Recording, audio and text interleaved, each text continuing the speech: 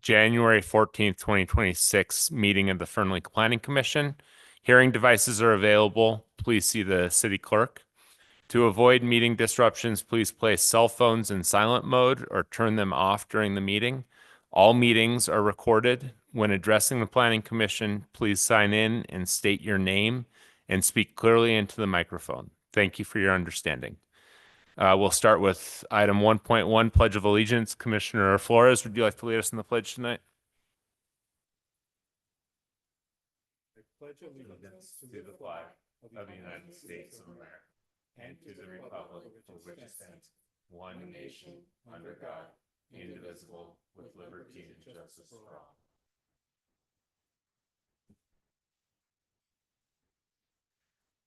All right. Item 1.2, roll call. Chairwoman McCullough? Can you hear us? She's present. She raised her hand. Commissioner Vanderheiden? Present. Commissioner Garvin? Present. Commissioner Flores? Present. And we have Vice Chair Lewis absent, Commissioner Williams absent, myself, Commissioner Wagner is present, and then Commissioner Holt is also absent. All right. Item 1.3, public forum. This is the portion of the meeting devoted to the public. The public may comment on any matter that is not specifically included in the agenda as an action item. Items not included on this agenda cannot be acted upon other than to place them on a future agenda. If you wish to comment, you can do so in person at the meeting or use the raise your hand feature in Zoom, *9 if you are participating via phone. Public comments are limited to 3 minutes. Please avoid repetition. The chair may, at his discretion, hold comments until the second public forum at the end of the meeting. Public comments submitted prior to 4 p.m. the day of the meeting will be provided to Planning Commission and added to the record, but will not be read during the live meeting. Any public input received after 4 p.m. the day of the meeting will be included in the record, but may not reach commission members before action is taken. Is there any public input? If you are speaking at the podium, please print your name on the sheet provided. Any public comment in the room? Yep.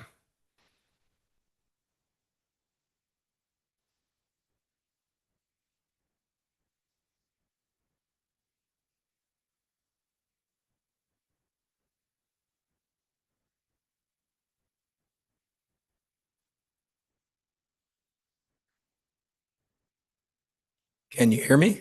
Yeah, that sounds good. All right. Steve Kuntz, North Line County Fire Protection District, for the record. You'll have to excuse my voice. I sound worse than I actually feel, so I'll try not to get my cooties on anyone. But I just came to make a statement. Most of you know, Planning Department, that Tim Myers has retired officially today, our fire marshal, and I'll be taking his place. So I wanted to introduce myself to you guys. And my official title will be Captain of Fire Prevention, which will include fire marshal duties. And I wanted to thank the Planning Department for accepting me into their meetings and giving them my input. And I look forward to helping Fernley continue to grow in a responsible and sustainable way that focuses on public safety. Thank you. Thank you. Make sure to give Mr. Myers our best for a job well done over the years. I will. Okay, do we have any other public comment in the room? And any public comment on Zoom?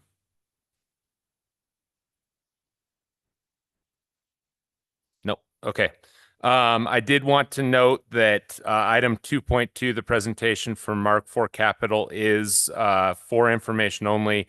We will not be taking public comment on that item. So if you do have public comment on that item, it will have to wait until the end of the meeting. Item 1.4, approval of the agenda. Do I have a motion to approve tonight's agenda? Commissioner Wagner, Elisa Johansson, Senior Planner, for the record. We will need to continue agenda item 3.3 to the next meeting on February 11th. Okay, very good. Thank you. Any other changes? Good. All right, we will seek a motion with that. Commissioner Garvin? I motion to approve tonight's agenda along with the amendment to remove item 3.3. Okay, do I have a second? I s- Commissioner Garvin, or sorry, Flores. I second that motion. Okay, we have a motion by Commissioner Garvin, seconded by Commissioner Flores. We'll now vote.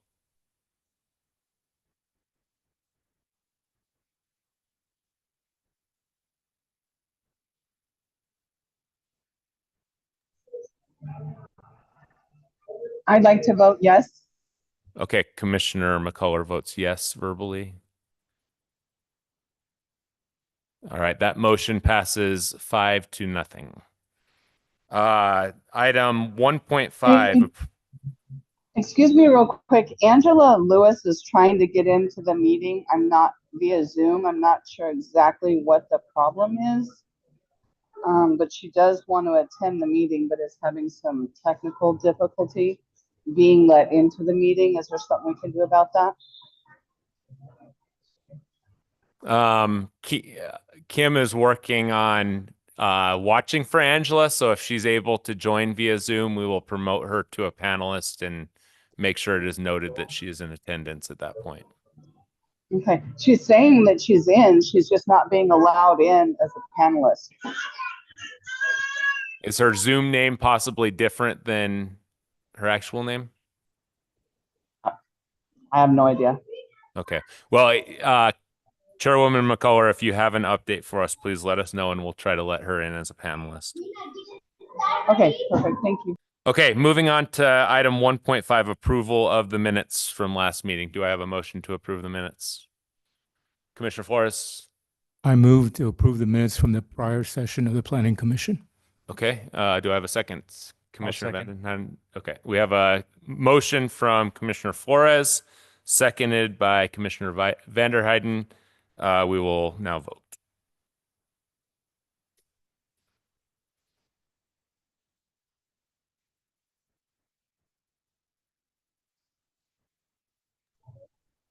I vote yes. Okay. Chairwoman McCullough verbally votes yes, and that motion passes 5-0. Okay, moving on to general business, item 2.1. Discussion and possible action to elect the chair and vice chair of the Planning Commission for 2026. I believe our current chair and vice chair have termed out. Is there any presentation from our planning staff?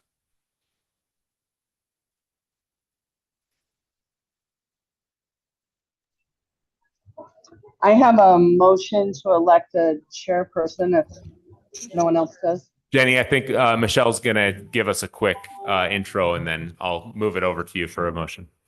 Perfect, thank you. I don't have a presentation per se, just procedurally, yeah, you just make a motion to nominate somebody, we get a second, and then you vote on it.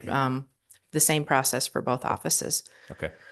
And then Aaron is here to answer any questions if something comes up. All right. Is there any I do have a question. Okay, yeah, go ahead. Oh, sorry. Go ahead and turn your mic on. So we can hear How the many question. motions can you, what if I want to, somebody's nominating somebody, somebody, You make the motion, if you get a second, then you vote on it. Okay. If you So you vote, if the vote comes out negative, you can nominate somebody else. okay. Are there any other questions or discussion? Okay, I will take a motion from Chairwoman McCullough. I would like to nominate Tessa Garvin to be our chairperson. Okay, do I have a second? second Flores? that motion. Okay, Commissioner Flores second. So we have a motion from Commissioner McCullough to nominate Commissioner Garvin as chairwoman for 2026, seconded by Commissioner Flores. Let us vote.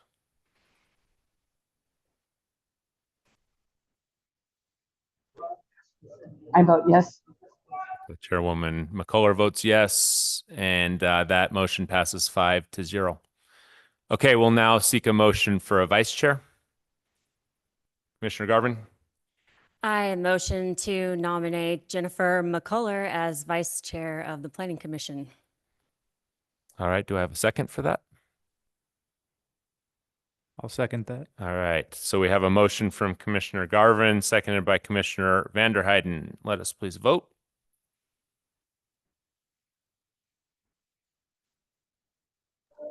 Jenny, do you want to abstain or would you like to vote on this one?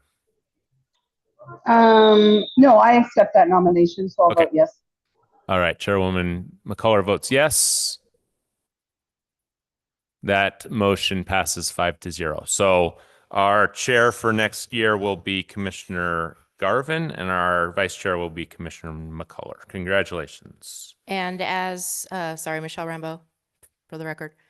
As stated in the bylaws, our new chairperson takes over right now. Oh, okay. She's smiling. Perfect. You get to navigate us with. Okay. There you go.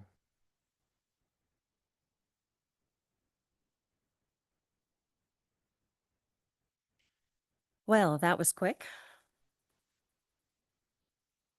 Okay, so now under general business, item 2.2, we'll now have a presentation from Mark IV Capital regarding future plans to construct a power generation facility within the Victory Logistics District Development.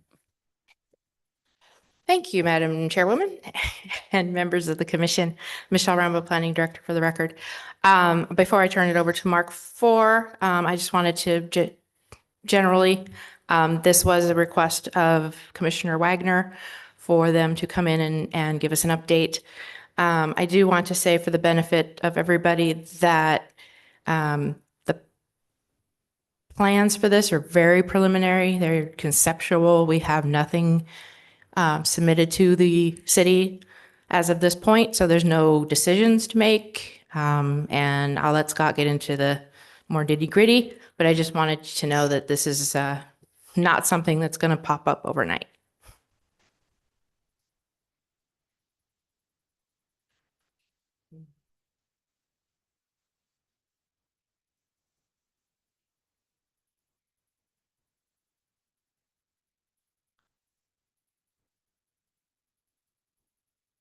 Okay.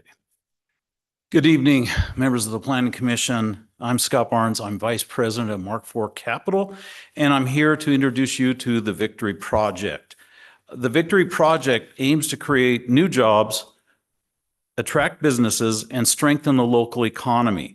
I am pleased to share these benefits and details of our project with you tonight. We welcome meetings with any regulatory body and anybody interested in to learn more about our project. Over the past 2 years, we have given this presentation in various forms to many elected officials, organizations, whenever we were asked, and we have provided updates upon request. This is the first time that we've ever been asked to present to the Planning Commission, and this was as a result of staff reaching out to us. We recognize the complexity of this development and appreciate your commitment to ensuring all agencies receive the information they need to make informed decisions. We encourage the Planning Commission to schedule a visit out to our site for a guided tour. And please let us know what your availability is, either individually or as a group. We give tours quite frequently, and the reason we do that is that's not an active construction site. We'd prefer people not drive around it. We have 700 acres that's opened up for grading right now, and we have had to pull a few vehicles out. Let's see, tonight I'm going to be talking about a few items. And as Michelle stated, this is not a public hearing, so we'll briefly cover most of these and try to get through the bulk of this. This will be an introduction for some of you for the Victory Logistics District. This project has an approved plan development handbook, development agreement, tentative maps, and 2 final maps. We also are in the process of doing final map C, and that'll be recorded probably in the next couple of weeks. We're going to talk about the power alternative, since that seems to be a point of interest. And just to give you a update on the Nevada Pacific Parkway, I don't have a slide for this presentation tonight, but we are at the 60% design phase of the project. The 60% design plans were approved by NDOT in December. We expect to complete the plans for Nevada Pacific Parkway this summer. We anticipate permit approvals from NDOT, Union Pacific Railroad, and others by the end of summer. Embankment for the bridge will begin soon. And if you know anything about bridge design, we have to do the embankment, load the soil for some time before we can actually start doing the rest of the work associated with that. So you'll see that. Right now, if you drive out 50 alternate, you'll see that we're doing the increased soil lifts for the railroad spur. So if you want to know what that is, just look off and you'll see what that is going. We expect to be finished with the roadway by the end of 2027. We have excluded other slides now to focus on the property's financial aspects. Victory Logistics District, this was approved a couple of years ago. And as you can see, we have our goals for the project. And as you know, Mark IV Capital bought over 4,500 acres of land in this area. Just to give you an update on some of the other things going on, Western Nevada Community College, or West Nevada College, has received a $600,000 grant and will be the first to enter our Center of Excellence. They are expected to start holding classes in parts of Building B in September of 2026, and then further expand into the building in March of 2027. This will be the first phases of our Center of Excellence, and they'll be teaching a number of VOTEC training classes. This is just part of the financials that we had with our development handbook, and we've highlighted a few areas that you want to look at as far as full build out. And when we look at the construction employment opportunity 3 years ago, we estimated annual earnings at build out would be 663 million. And then this is from the construction aspects. Now, what you have to remember on this is construction workers generate significant economic activity in the areas that they work, especially when they are far away from home. Their spending patterns create a ripple effect through the local businesses, and construction workers frequently patronize local restaurants, food establishments during their workday. And that's why we include this slide, so you can see what kind of revenue we're looking at for the 20-year build out. Beyond food, construction workers contribute to local retail economies, including convenience stores, gas stations, grocery stores, and pharmacies. Now, for property tax, keep an eye on the city of Fernley numbers. As the project gets underway, this doesn't cover the franchise fee that I'm going to talk about later, which is very key.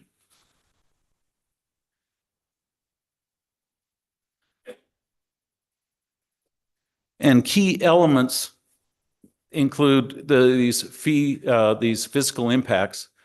And I don't know, Michelle, did you include this with their agenda packet? Okay.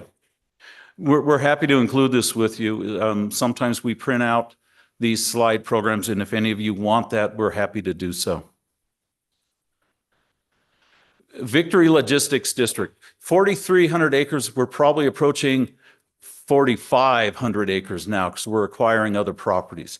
And the key elements of this is scalable power generation, data center campuses, NV Energy's Vaccaro substation, and then Victory will also be building a substation. And the North Fernley plan is shown up in the upper left-hand corner. That planning effort will begin in the next couple of months. And that is our our next phase of the project, but that'll be residential, commercial, light industrial, and institutional. So there's a lot more coming on that.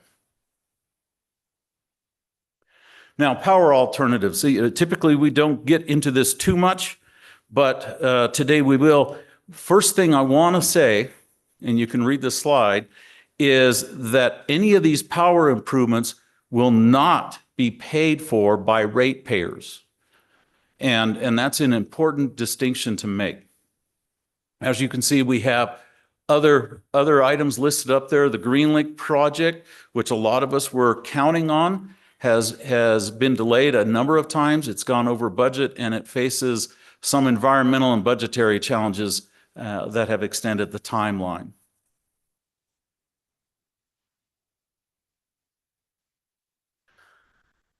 So as Michelle mentioned, we are in the early stages of design, and there's a number of things we have to do to get to that point. And like I mentioned, we just started. So this is just examples of what we're looking at. Last month, the parcel became part of the city of Fernley through annexation. We've applied as of yesterday for a master plan amendment and zoning map amendment. Our next step following that is to submit a conditional use permit. Each step includes a public hearing, and we will share more project details as the design progresses. A power plant can be built within the PD boundaries because the area is zoned for industrial use. If an energy-related facility is proposed outside of the Victory PD area, such as a substation, transmission line, or other facilities, a conditional use permit and public review are required. Even with the PD, a power plant still needs a conditional use permit. This ensures the project safety, protocols, and emissions will be subject to public review, regardless of location. This is our plan, and once again, we're just in the early stages. The first phase would be a 225 megawatt generator that'll begin an operation in 2028. Phase 2 would be another 225 megawatt generation system, and that would be operational in 2029. Phase 3 will be 450 megawatts, and that would be operation in 2030. And then this build out will be 1.8 gigawatts in 2031. And these are gas powered facilities at this time. Now, the revenue stream, and this is important because we are going to construct, our goal is to construct a power plant. And what is key is the Fernley Power Generation ramp up institutes the franchise fee. And if we do this as we're discussing now, that franchise fee starts out the first year, as I was mentioning with the 225 megawatts, at 6.5 million. That goes directly to the city of Fernley. At 450, then it bounces up to $12.3 million. And this is annual for the franchise fee. And then as you can see, it continues to increase. And our fiscal analysis that is in the submittal for the master plan and zoning map amendment details all of this in very comprehensive, and that goes out 20 years. What the other side of the equation is of this, and yes, these numbers are large, the first phase of the development will be costing around $500 million. Once again, not paid by ratepayers. And then at build out, the facility will have cost $3.5 billion. Reason I'm telling you about that is there's a tax revenue with those improvements. And then equipment costs right now, we're estimating will be about 60% of the project cost.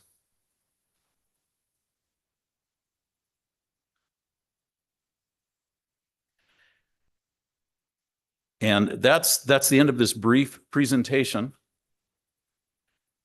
If you have any answer or any questions, I'd be happy to address them. Thank you so much. We appreciate this presentation, really, truly. Commissioner Flores. I just had a question. I saw that some of the energy is diverted to Fernley residential and industrial capacity. Did I see that correctly? A little bit of it?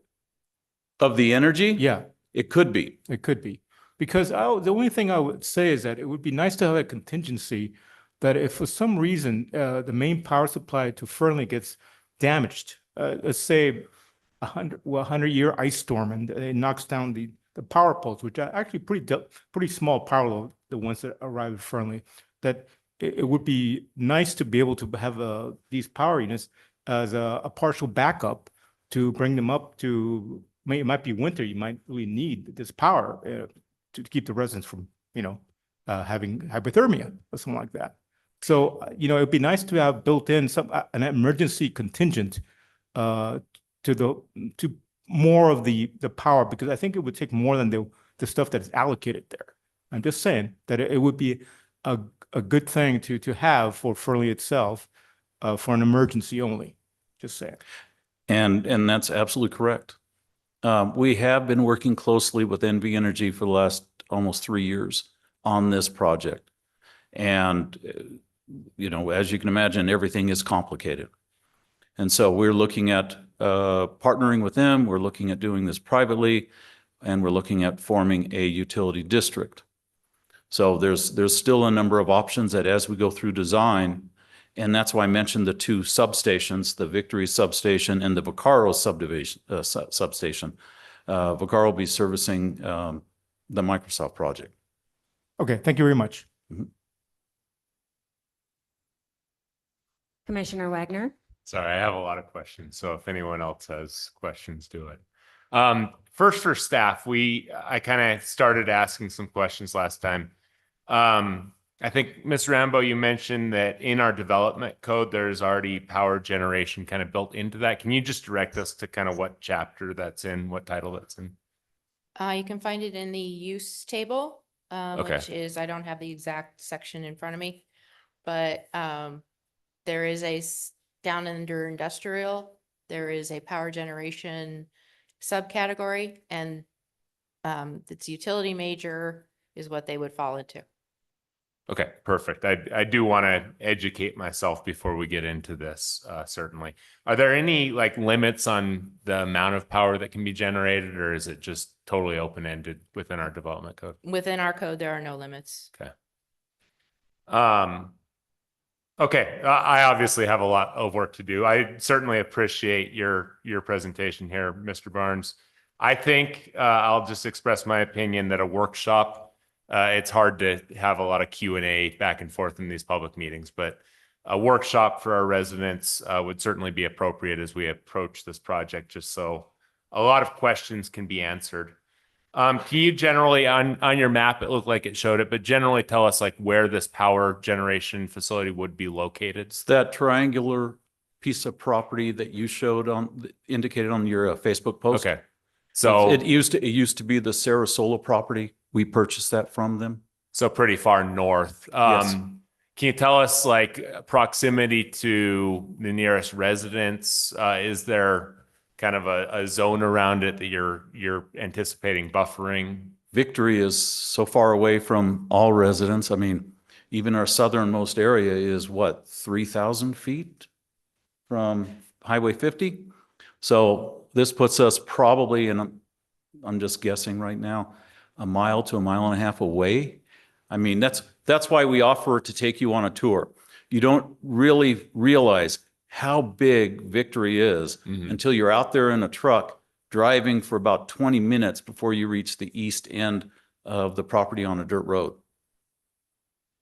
Okay. And then just from kind of a safety standpoint, obviously this is a lot of natural gas we're talking about, which is flammable, is explosive. What would be kind of a worst case accident scenario out of this area as far as like a blast radius would go? I have no idea. Okay. I do know that you've got two major gas lines running through Fernley right now. You have the Southwest gas line, which is running at 450 PSI down Nevada Pacific Parkway to 50. You have the Kinder Morgan line that runs along the railroad tracks. These are all 8-inch lines or more, and they are high pressure, what they call it, HVL lines that carry a lot of gas. So that's coming in here, and you have a large line going to Nevada Cement. Okay. As we go through design, we'll be addressing those questions. And I understand, we're high level right now. I'm just kind of curious, so we can help answer some questions too. But in reality, 2.5 years isn't that far out either. So you know how time flies. As far as emissions go, I know that's been something that's asked. What kind of emission standards are we have to meet the emission standards with anything we do. And so this would be And- like a public utility commission type of Yes. auditing, monitoring, things like And that. right now, we've already looked at calculations between what this plant would do and what Nevada Cement does. Those are the two bigger, those would be the two bigger users of air quality, if you will. Okay. And we have to go through all that process with the state and with FERC and everyone else. Kind of last question. I'm sure we'll have more questions, but there was a renewable energy portfolio standard passed by our state. You're probably familiar with it, 50% by 2030. How does this plan kind of fit into that? I know you're working with NV Energy, which is good, but obviously natural gas is not necessarily a renewable energy resource, although it does burn a lot cleaner than some others. Well, the real question is when will GreenLink be done? Because that was what was going to supply a lot of the renewable resources credit, if you will. And even then, that wasn't making the goal. And the GreenLink project, as I mentioned, has been delayed a number of times. So that's the one that we're waiting for. We know of other solar fields that are going up, but the cost and the time associated with that is also going to create a challenge for that. And we're looking at all other options as well. And that's why we're designing this plant in a modular basis, because technology changes quite a bit. And these generators, the Wärtsilä generators, come from Austria, I believe, or Switzerland. And so, they're state of the art, and that is changing all the time. Okay. Appreciate your answers tonight. I'm sure there'll be a lot of other discussion. Again, I think a lot of our community members probably want to just have their opinions heard and have questions answered as we go about. And as I mentioned, we're open to Yeah. doing anything. I mean, that's why we've been going out, doing this presentation and meeting with people. We welcome people at our office. We have a small classroom that seats about, 45 people that we allow the community to use. And we also are happy to come meet at the Boys and Girls Club or any of the other facilities. Because we don't do this in a vacuum, and we want everyone to know. I mean, we have people come out to our office all the time and ask us questions. And if you haven't been out to our office, please come on out and we'll show you what we have. We have a lot of drawings on the walls, and we have a big classroom where we can do presentations. And we want people to understand, because to be quite honest, there's a lot of misinformation out there. And when we have discussions about power, about data centers and everything else, we want people to understand what is really going on and what the impacts are. Yep. All right. Well, we appreciate it. Realize that this is a big project for Fernley, and it is scary for our residents. So I certainly understand where a lot of them come from too. Yes, we definitely appreciate it. And just one more question for these tours. Is this open to others, not just on the planning commission? Like if the public wanted to reach out and do this? Yeah, we take people out there. We ask that we take them out there because, as you can imagine, with 700 acres opened up, We've got drainage channels, we got pipe, we got heavy equipment running very fast. And with the soil that's out there, we have to be careful because we get stuck sometimes. And we do have an issue with weekend campers. And I was gonna say, because if this is on the east side of Victory Logistics, that's where the people I usually go do my CCW certification yeah, at. and you probably shouldn't. Is that done? Is that a done deal? You probably shouldn't, but Okay. that, talk to It's like your way out instructors there. about there. Yeah, we're way out there. We also have issues with, some of our younger people going out there. Oh, In fact, we had to chase 3 off of our building next to us just as I was coming over here today. They were racing vehicles back and forth in the truck court. So we see quite a bit out there, and we do communicate on a regular basis with the sheriff's department. And they've been quite good about helping us with weekend campers and kids and everything else. all right. Well, thank you very much. You're welcome. Oh, did you have a question? I have one more question. Sure. Since I know that this power plant is going to be fed by pipeline, but is there a on-site storage in case the pipeline is disrupted, such that the power can continue after the pipeline temporarily shuts down for some reason? Is there going to be on-site storage there, you think? Ask me next time up here. Okay, Okay, because I've only seen a few site layouts and I don't remember anything about that, but it's early. It's early in the process. okay, thank you. Yes, and as he stated, he's got some things on the business lineup for the planning commission, so he'll likely be back here next month or the month Mhm. after, right, Michelle? Yeah. Okay.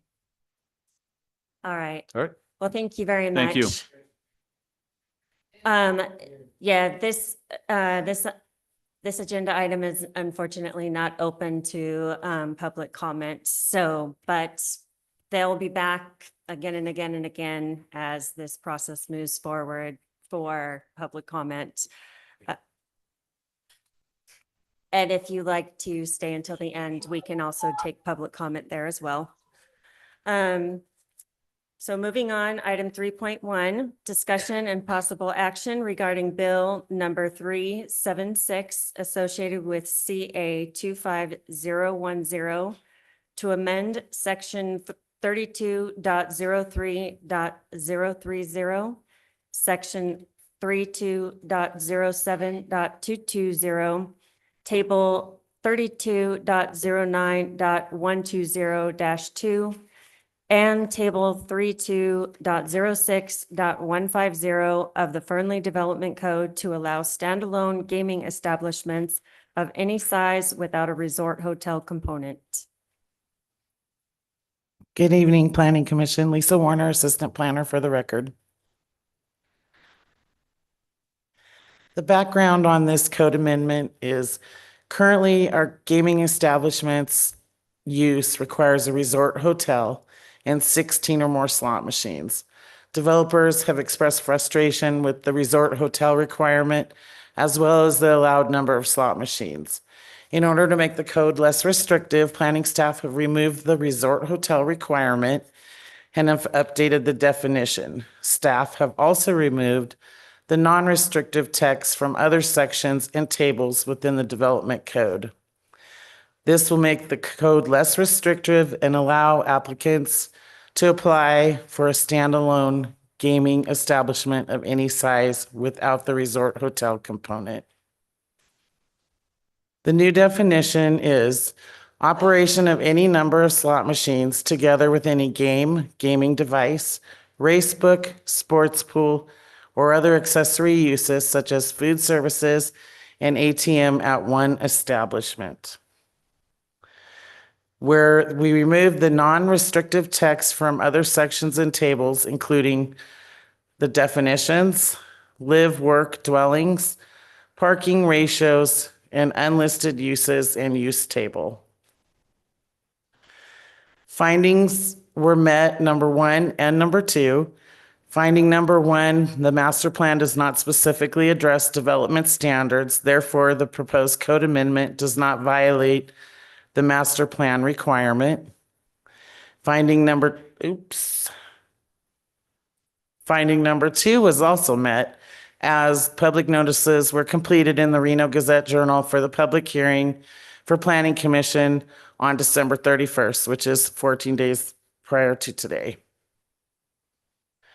The recommended motion is I move to recommend that the City Council approve Bill 376 associated with the CA 25010 as presented by staff. And then I've also provided alternative motions if you choose to use those. Is there any questions?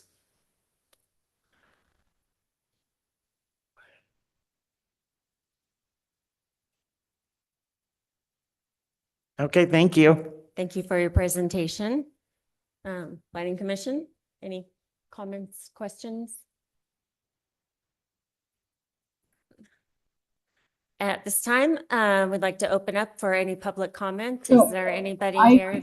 sorry, I have a quick question. So how is it that we have, sorry, I was trying to unmute. How is it that we have Dotties? Because they're like would that be considered a standalone? I will take that. Michelle Rambo, Planning Director. The code changed in 2020. This new requirement for a resort hotel was included in the 2020 code revision. I'm not sure why, since none Okay, of us were so around that then. was after. So anything that was Okay, anything that all was right, built, that's what I was wondering. yeah, anything that was built before 2020 is still there, is still allowed.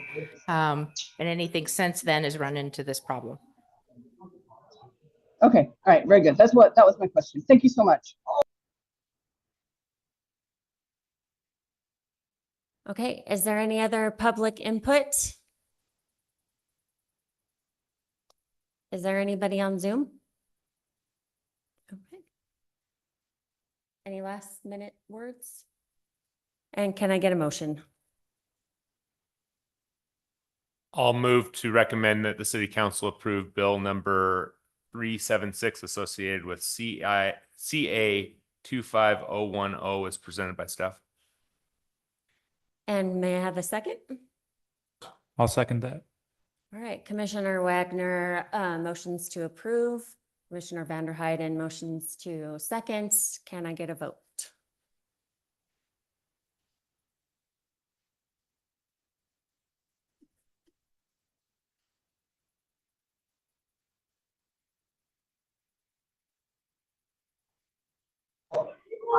I vote yes. And Commissioner McCullough votes yes.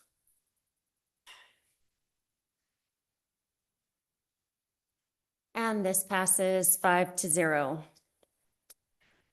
Moving on to item 3.2, a tentative parcel map application request by M4 Victory Development LLC, TPM 25003, to subdivide a plus minus 8.96 acre site into 4 separate parcels as follows. Parcel 1 will result in a plus or minus 2.0 acres. Parcel 2 will result in a plus or minus 1.83 acres. Parcel 3 will result in a plus minus 4.78 acres. And parcel 4 will result in 15,133 square feet, generally located at 0 Duffy Road, plus or minus 4,000 feet westerly of the intersection of Duffy Road and Nevada Pacific Parkway, APN 021-232-50 in an industrial zone. Good evening, Planning Commission. Lisa Warner, Assistant Planner for the record.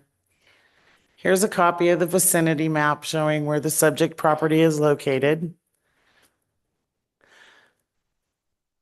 This is a copy of the proposed parcel map, and I'll let you guys look at that while I read the background information. The parcel was purchased by Mark IV New Fernley QOZB LLC in 2019 as part of the Mark IV Victory Logistics District Plan Development. The parcel is approximately 8.96 acres in size and is located 4,000 feet westerly of the intersection to Duffy Road and Nevada Pacific Parkway between Sherwin-Williams and Lowe's. One objective of this parcel split is to create a 2.0 acre parcel where the fire station required in the development agreement will be constructed. The fire station will be built on the resultant parcel 1, and the land will be dedicated to the city of Fernley upon the completion of the fire station.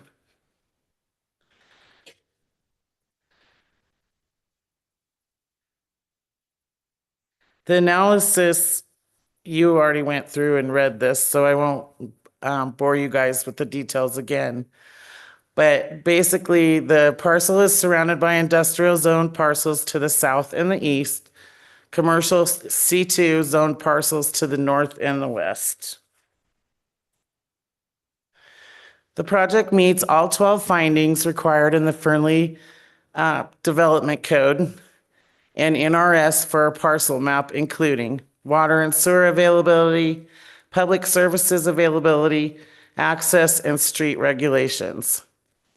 It's also good to note the developer has agreed to construct and dedicate all infrastructure necessary for the entire Victory Logistics District project, including water, sewer, and streets. And then I have the recommended motion up there. Are there any questions? Planning Commission? All right. All right, thank you. Lisa. Does the commission have anything they want to discuss regarding this agenda item? No? All right. Is there any public comments related to this agenda item? Commissioner McCullough, do you have any comment? Is there anybody else on Zoom? Okay. Can I have a motion? Commissioner Flores? Okay. I move to approve tentative parcel map request associated with TPM 2500-003, subject to the conditions of approval 1 through 30 presented by staff and based on findings TPM 1 and through TPM 12 and the supporting data as set forth in the staff report. Thank you. Can I have a second? I'll second. Thank you. We have Commissioner Flores' motion and Commissioner McCullough a second. Let's vote.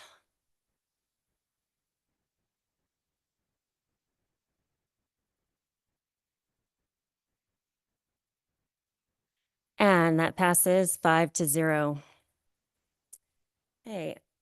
Item 3.3 has been deferred to another meeting. Item 3.4, discussion and possible action regarding CA 25013 and Bill number 378, a request from the Planning Department to add definitions and development standards and to amend the public facility requirements pertaining to non-residential development in remote portions of the city.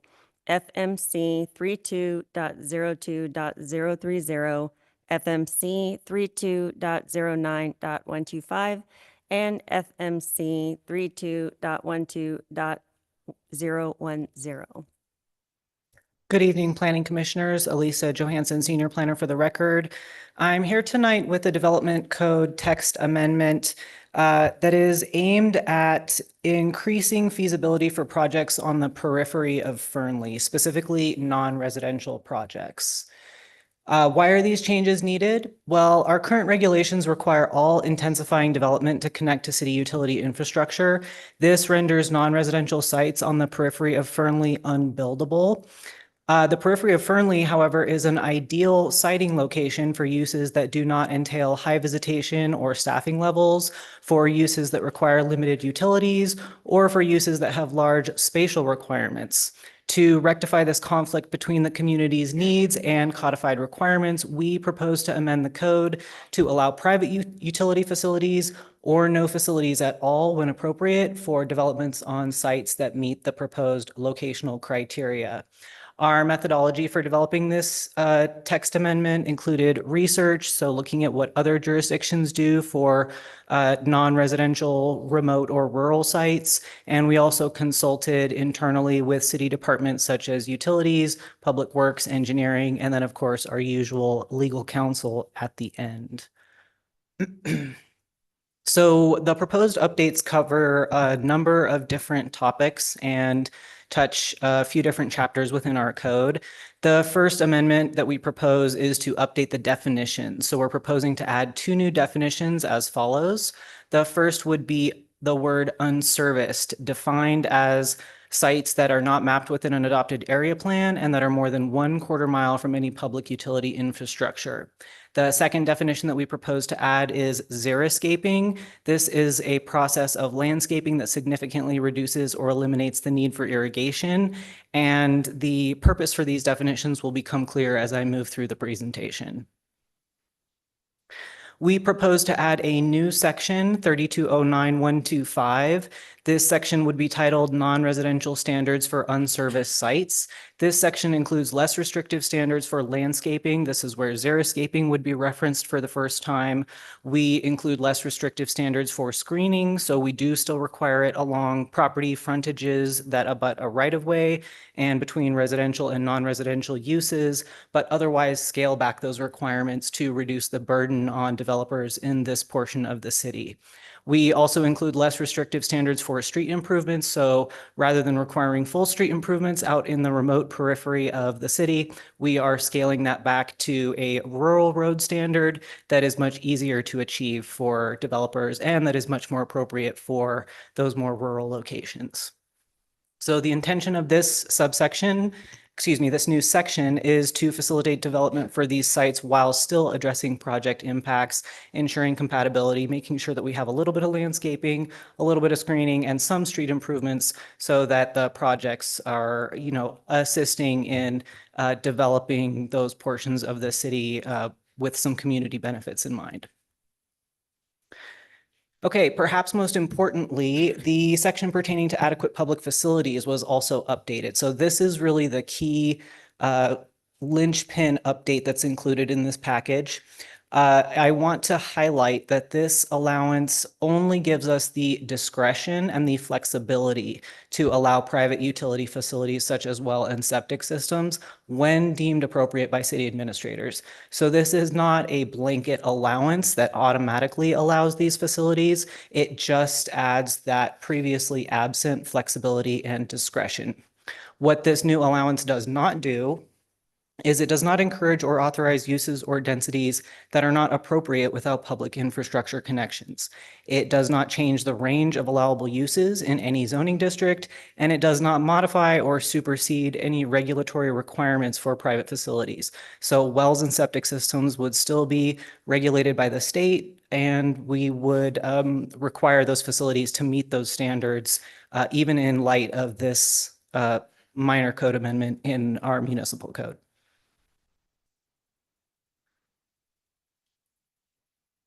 Okay, moving on to the analysis, we have 2 findings that must be met. The first finding is that the development code text amendment must be consistent with the city's master plan and otherwise consistent with state and federal law. Staff feels very strongly that these proposed changes are consistent with the master plan's goals of ensuring land use compatibility, preventing and mitigating adverse impacts resulting from development, adopting development regulations that acknowledge the timing between land use and the provision of services and facilities. This is perhaps the community goal that is most supported by this amendment. And the amendment also maintains developable land for residential and commercial uses, which is another key community goal. The second finding is that we must provide public notice and conduct a public hearing. We did provide public notice via published legal ad in the Reno Gazette-Journal on December 29th. We are currently holding a public hearing, and additional public notice and an additional public hearing are tentatively scheduled for February. Now, given all of this information, staff does request your recommendation of approval. However, should you choose to deny, of course, that is your prerogative. If you choose to deny or modify, I would ask that you please state the finding and your associated rationale so that we can better understand your decision-making process. And if you have any questions, I would be happy to answer them. Thank you, Elisa.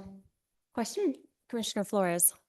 Yeah, you mentioned that this really pertains to the peripheries of Fernley, but the only periphery that is probably is still in place, probably county lands, I would think, because anything else, because I've seen the extent of the Fernley city municipal boundaries, and they abut to another city or another county, a separate county.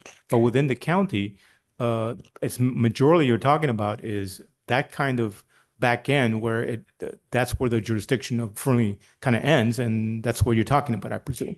Yes and no. So the periphery of Fernley, you could, yes, think of it as the portions of the city that are more remote. They might be more towards the outer city limits. So some of those sites may abut county land or other jurisdictions. Right. However, it's important to note that some of those properties that one might initially think of as on the periphery might actually be mapped within an area plan. So a great example would be the Southwest Area Plan, which includes quite a bit of land that you might conceptually think of as being on the periphery. Those sites would not be eligible to utilize this Okay. provision if approved and adopted because the properties are mapped within an area plan. The reason that we included that area plan exclusion is because the area plans will be holistically infrastructure planned individually and in concert with our overall water and sewer master plans for the city. And so because those areas are going to be planned in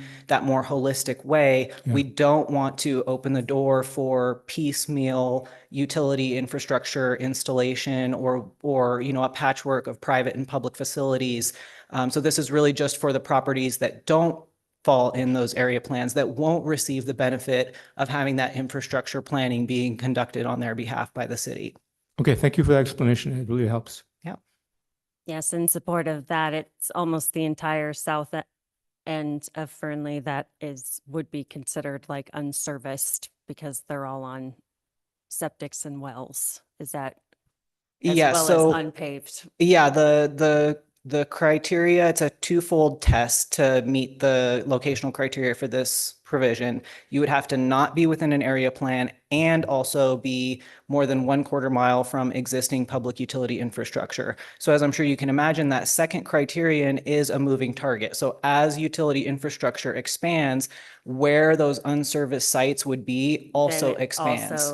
right. Yes. Got And it. that's intentional because we do want folks that are close enough to connect. We understand that sometimes, extending those sewer mains and water mains is expensive, but if you're close enough to connect, that is the only path forward. If you truly are too far away to connect, that's where this code provision comes in to provide some relief. And again, only for the types of uses that we deem appropriate. It's not an open door for, large subdivisions to be on septic systems, out in remote portions of the city. Right. That's not what this is targeted towards. Because I know that there are some residentials that are on the north side of Farm District that are on wells, but they could theoretically connect to city water. So that is a different condition Or- than what we're talking about here. You are correct that there might be some of these properties that are within what we would consider the sort of developed community core that are not connected to public utility infrastructure, and that likely is a result of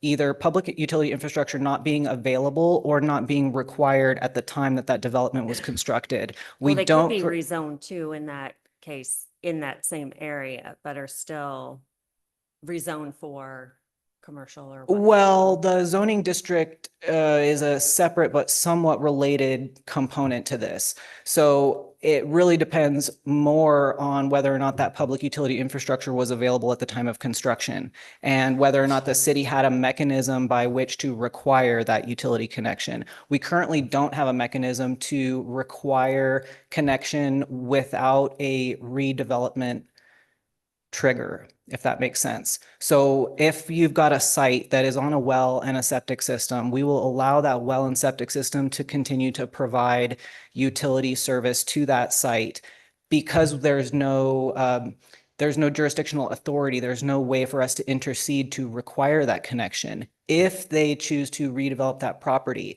intensify the use, develop with something brand new, at that point, Then that they gives would. us the opportunity to make those requirements. Okay, thank you. Yeah.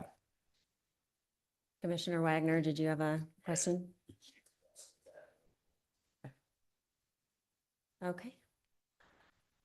Thank you very much, Elisa. All right, any additional discussion from Planning Commission? Commissioner McCullough, anything? Okay. Is there any Nope, I'm public? good. I'm good. Thank you. Sure. Is there any public comment on this item? On Zoom? Okay.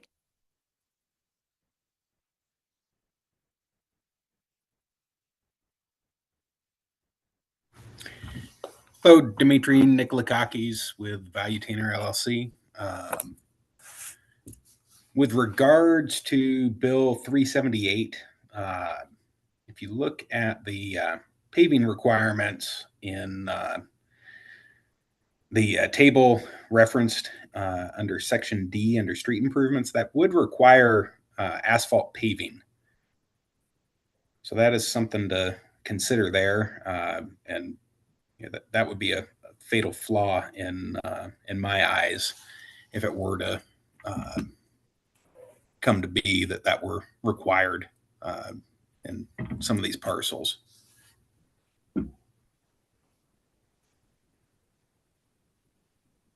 Okay, thank you. Huh? Is there anybody else on Zoom? Nope. All right, any additional discussion from Commission?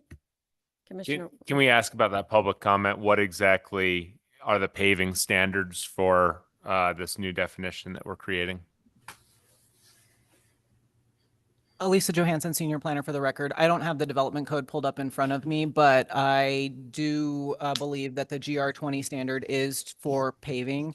We don't require curb, gutter, sidewalk, but we do require the roadway abutting the project to be paved.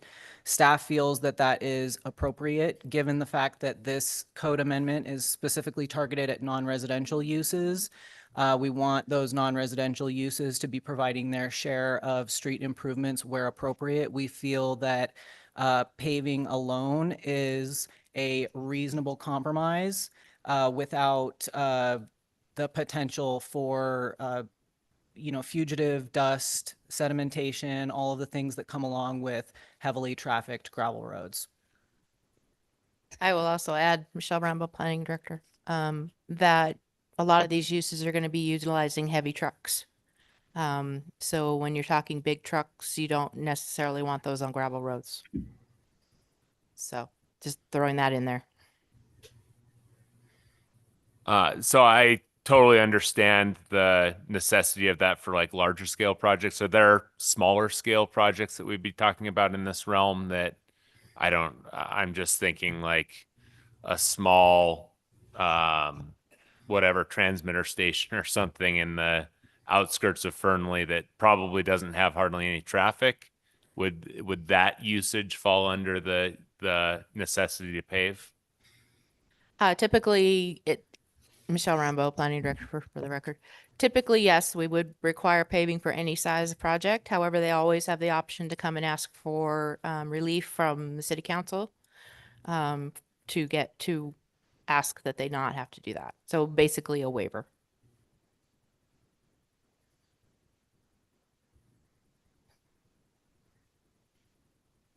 The hard part about putting a blanket requirement like that on there is, you might have a business with one employee, but then that one employee drives a big truck, or you have, 20 employees that just drive their own vehicles. So it's really hard to regulate put those kind of regulations on there. all right, thank you, Michelle and Elisa. Okay, can I get a motion?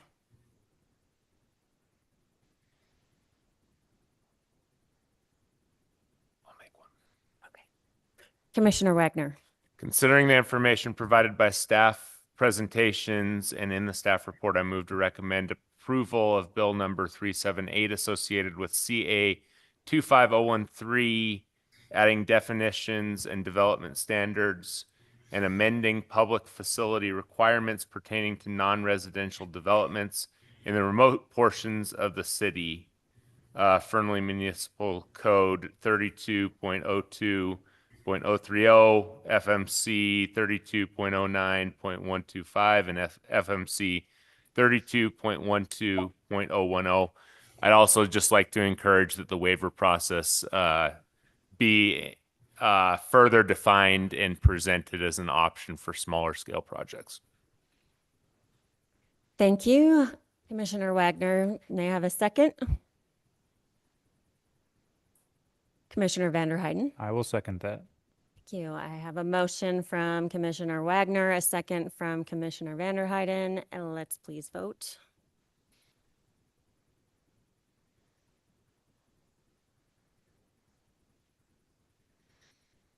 And the motion passes 5-0. Moving on to item 3.5, consideration and possible action regarding a waiver application WVR 25003 submitted by Dmitry Nikolakakis, Valuetainer, for a site located at 11 Salvage Lane, APN 021-442-19 in an industrial zoning district. The waiver requests relief from curb, gutter, sidewalk, and landscaping requirements for a property located within the US 95A Speedway Industrial Park area. Good evening, Commissioners. Tristan Rodriguez, Associate Planner for the record. Before you this evening is Agenda Item 3.5, a waiver application submitted by Dimitri with Valuetainer for a site located at 11 Salvage Lane within the US 95A Speedway Industrial Park. The applicant is requesting a waiver from curb, gutter, sidewalk, and landscape requirements associated with the site activation of a previously undeveloped industrial parcel. The property is located at 11 Salvage Lane, is zoned industrial, and the proposed operation is classified as a building and landscape materials supplier, which is permitted by right within the industrial zoning district. The subject property is located within the US 95A Speedway Industrial Park and fronts Salvage Lane. The site is surrounded by industrial use or zoning and land uses, including outdoor storage and contractor type operations typical for this corridor. On the screen are actual site photos that I took of the site. So as you can see, gravel roads, no landscaping and the like. The parcel is approximately 5.13 acres in size and is currently undeveloped. Access is provided via gravel roadways, and there are no existing curb, gutter, sidewalk, or landscape improvements along the site frontage or on adjacent properties. Surrounding parcels within the industrial park have developed and operate without similar improvements, reflecting an established industrial development pattern. Although the proposed use is permitted by right, activation of a previously undeveloped parcel constitutes development under Title 32 and triggers current development standards. Those standards normally require curb, gutter, sidewalk, and landscaping. However, under Fernley Municipal Code 3203-090 and Table 3203-090-1, a waiver is an eligible entitlement tool for relief from these standards in certain areas of the city. This portion of the industrial park is categorized by limited public infrastructure, and there are no adjacent improvements or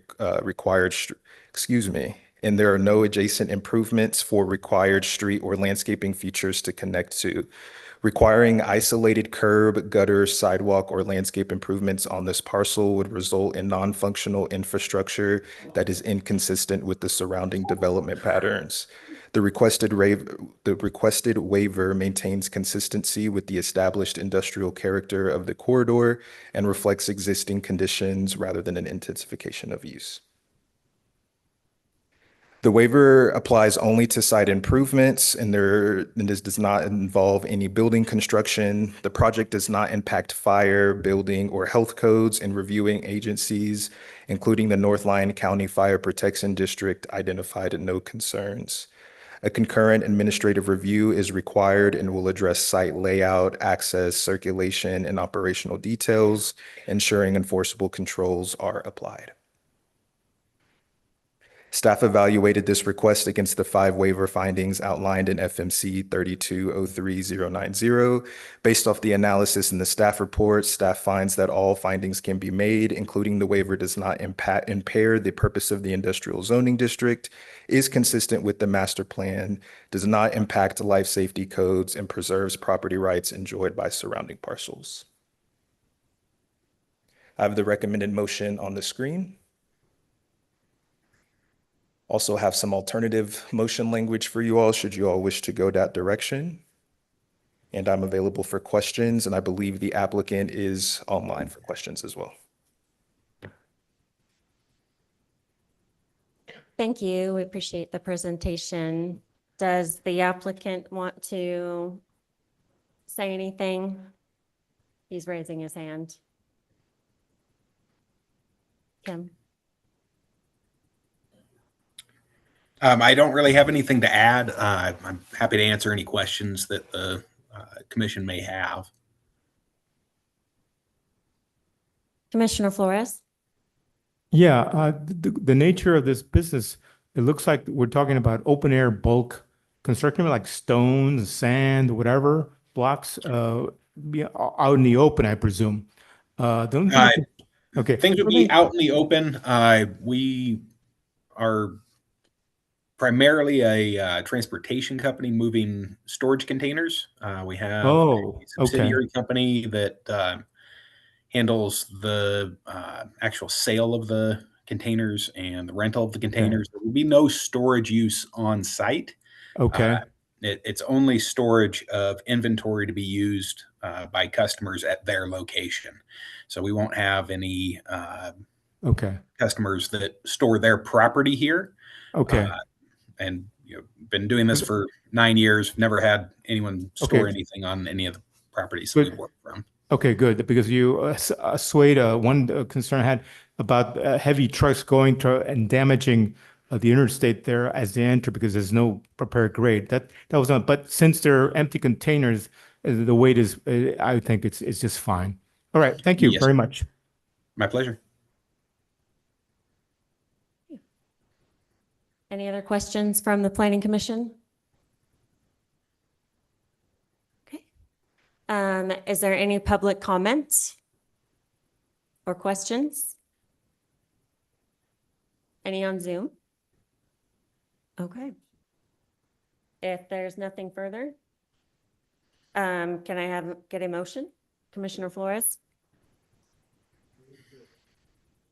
I move to approve the waiver WVR 25003 associated with 11 Salvage Lane, APN 021-442-19, subject to conditions of approval 1 through 12 and findings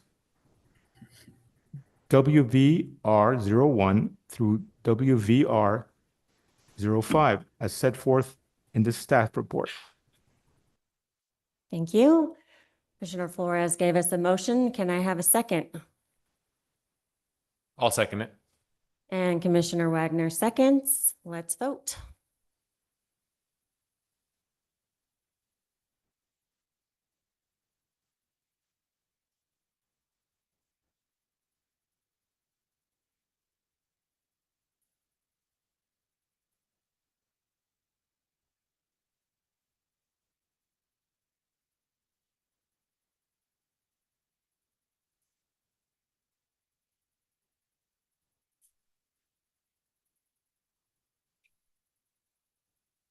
Commissioner McCullough, can you give us a verbal? I vote yes. Thank you. Thank you.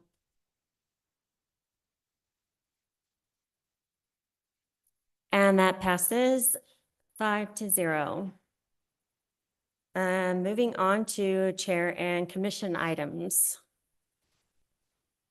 Discussion and possible action regarding potential inconsistencies within the development code. This item was requested by myself, Commissioner Garvin. Do I get to make the presentation? So this was brought about, I started looking at this based off of, excuse me, let me find my notes.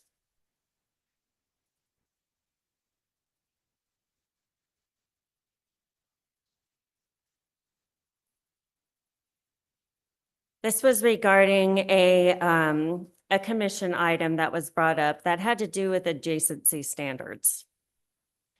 And what struck me didn't actually came during a city council meeting where the use of the term may in the adjacency standards is what caused pause in, okay, how can we make this better so that there is less of ambiguity or terminology that can lead to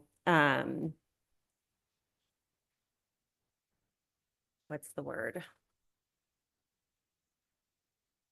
To inconsistencies to interpretation, leaving things up to how the wording is, where one person would assume one thing, another person can assume another. So I went through different sections, for example,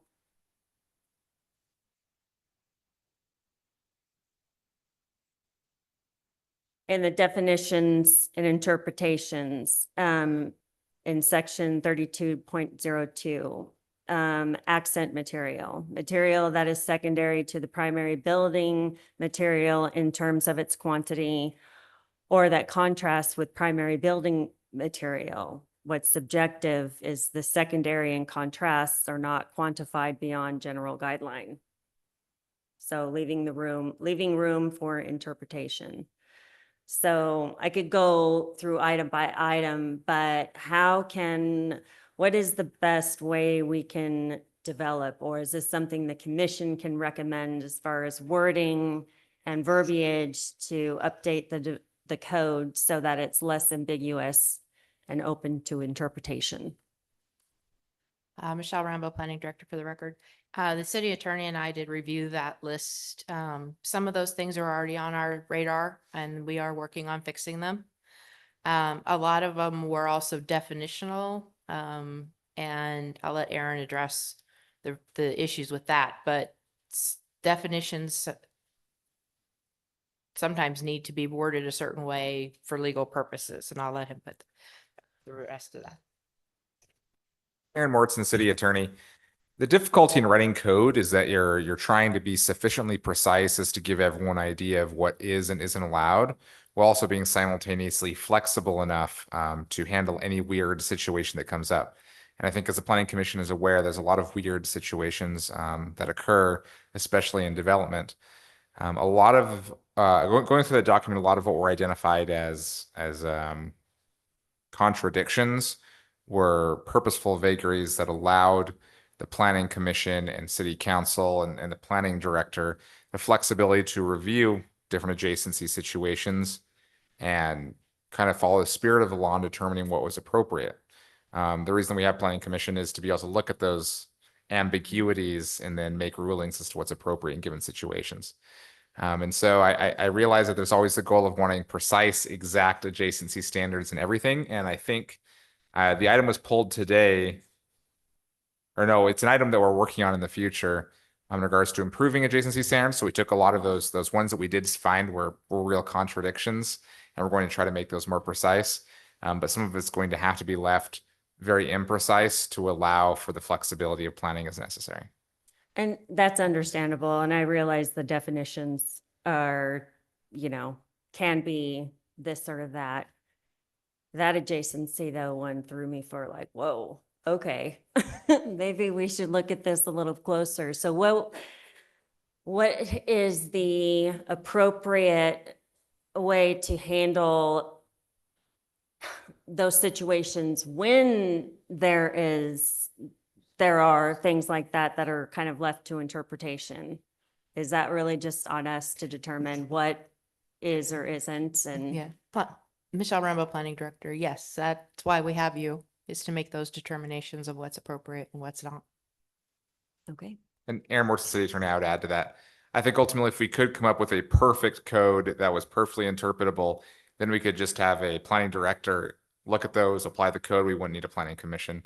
Ultimately, it's not that simple, and so we have you guys, and we appreciate it. we're gonna put you to work. We appreciate that too. All right. Anybody from the Planning Commission have a comment or input?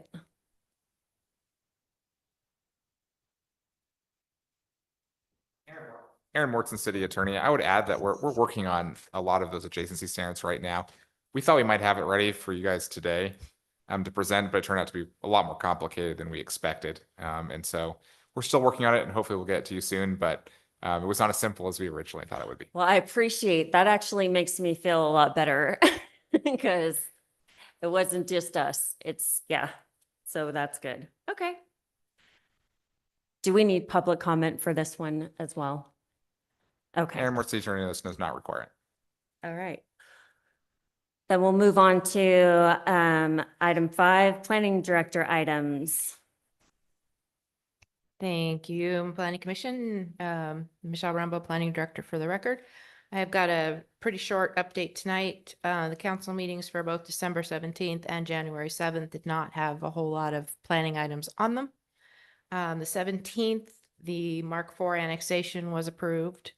And on January 7th, we did first readings for the code amendments regarding the major recreation in the industrial zone and the grading. The small changes we did to add definitions to that. For 5.2, general planning updates, we do have a couple of meetings or things coming up that might be of interest. The South Area Plan has now been kicked off. We're starting working on that. We have an open house scheduled for the public and any commissioners that would like to also join. That is January 22nd at 6:30 to 8:30 at the CRRC. We have also kicked off the master plan update. Still very early. We just had the kickoff meeting on Monday, so it's still very early in the process. But we are going to be looking at putting together some steering committees and some focus groups. So you may be asked to volunteer for some of those as well. So just things to, look forward to in the future. But that's all I have. All right. Thank you, Ms. Director. Moving on to item 6. Any requests for future agenda items?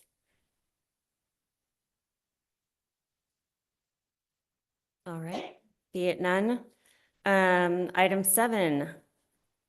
This portion of the meeting is devoted to the public. If you wish to comment, you can do so in person at the meeting or use the raise your hand feature in Zoom, *9 if you are participating via phone.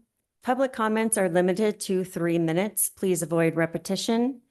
Is there any public input? If you are speaking at the podium, please print your name on the sheet provided.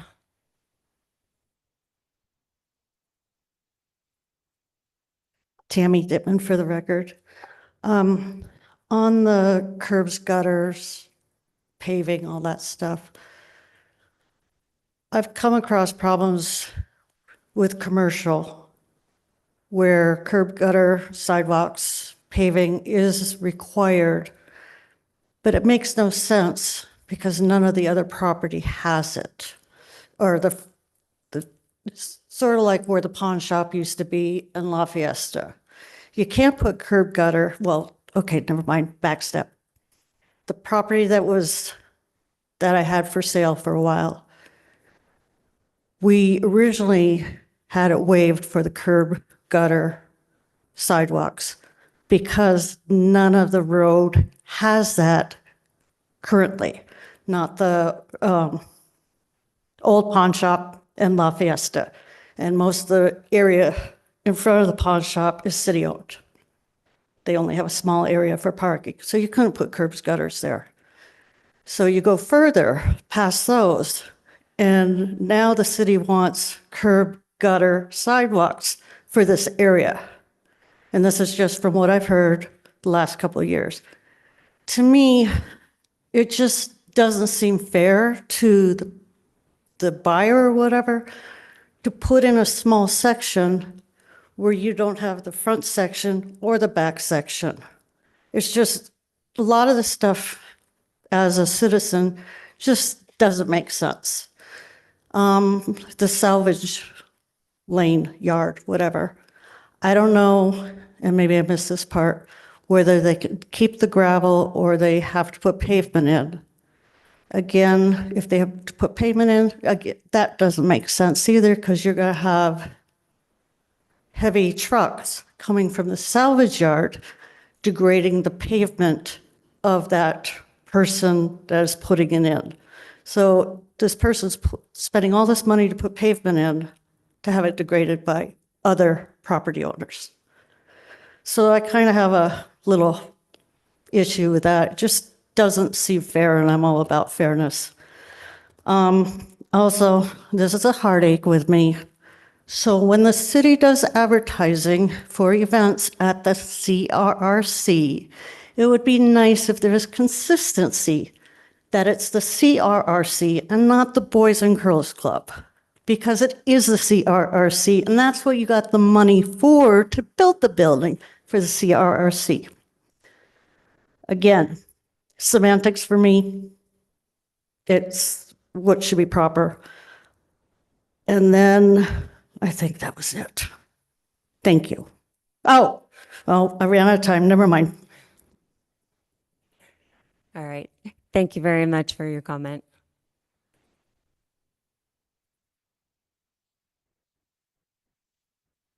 Is there any other public input?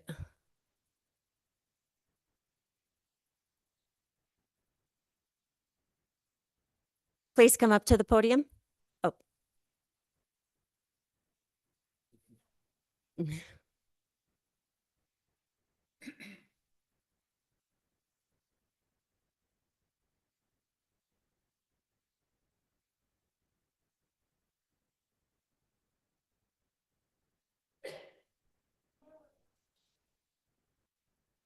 You can. Make sure your microphone's on. It looks like it's on now. There you go.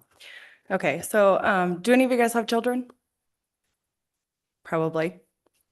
Children that play Oh, sports? Can you state your name? My name's Emily Nori. I'm the regional commissioner for AYSO. So I ask those questions because we have a large number of children in our community that play soccer. And as you guys know, there's not a lot for children to do in Fernley. So all sports, you know, should be equally supported. And I guess the point that I just would like to present is that year after year, we continue to ask for better management of the soccer fields. The city has done a lot to try and help us with the control of the ground squirrels and other such things, but the fields continue to degrade. The city's talked a lot about projects to sand the sod and things to make it grow more even, retention. I've spent a lot of time talking to the city about things we can do to improve the fields. I guess I would just like to point out that year after year, they're getting worse. And we're having a significant increase of number of players that are being injured on the fields. This is due to goat heads, large weeds, things that are growing in the fields that potentially when you fall, kids are cut by them. And so I just want to bring it to your guys' attention that the fields are degrading at a faster rate than they're improving. And so maybe we could figure out how we're going to help that process along. I know that the drought impacted the fields a lot. We're no longer in those drought years. We've gotten a lot of water and that seems to help some things. But as far as standpoint for sports for kids in our area, as a mom and somebody who's helping the league, it's really hard for us to continue our league growth. And we have more and more people coming in. I work in housing. Our numbers are only increasing every day and people looking for houses and bringing children, families to our area. And so I just wanted to bring it to your guys' attention that the fields are talked about always as the highest need and precedence in the sports league committee meetings, but it doesn't seem like they're gaining the attention that they need from the city in order to improve the fields so we can continue using them. I know they have other things kind of in play, and I'm hoping the sports league committee will come up with other options, but in the meantime, I wish there were a way that we could improve the fields a little more so the kids aren't getting injured as much. That's all. Thank you. Thank you. If I may, Madam Chairwoman, Mhm. I would just like to encourage that last speaker to bring those same concerns to the city council meetings. The planning commission doesn't really have control over parks, but that would be a great thing to bring up at the council meeting.